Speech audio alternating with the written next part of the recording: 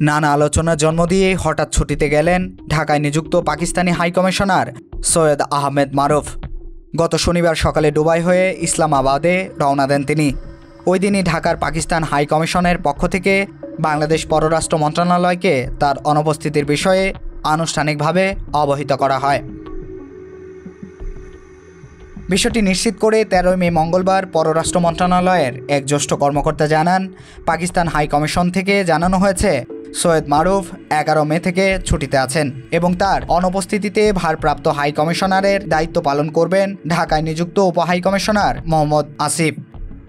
তবে প্রাথমিকভাবে তার ছুটির ব্যাপ্তির বিষয়ে জানানো হয়নি, যদিও পরে অনানুষ্ঠানিকভাবে জানানো হয় তিনি প্রায় 2 সপ্তাহ ছুটিতে থাকবেন।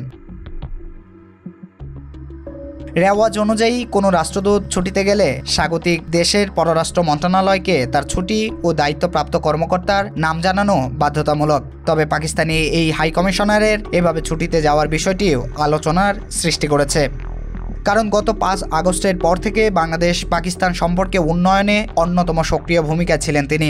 অন্তর্বর্তী সরকারের বিভিন্ন উপদেষ্টার সঙ্গে বৈঠকের পাশাপাশি সরকারি ও বেসরকারি পর্যায়েও সক্রিয় যোগাযোগ রেখে চলেছেন সৈয়দ মারুফ। এছাড়া পাকিস্তানের পররাষ্ট্র সচিবের সফর আয়োজন সহ বিভিন্ন কূটনৈতিক কর্মকাণ্ডেও তার সবর উপস্থিতি ছিল। গত 9 মাসে বাংলাদেশের একাধিক জেলা সফর করেছেন তিনি। সর্বশেষ 9 মে ছিলেন কক্সবাজারে। অত্যন্ত সক্রিয় এই কূটনৈতিকের হঠাৎ ছুটিতে যাওয়া ঘিরে কূটনৈতিক মহলে তৈরি হয়েছে রহস্য। সামাজিক যোগাযোগ মাধ্যমেও চলছে নানা আলোচনা।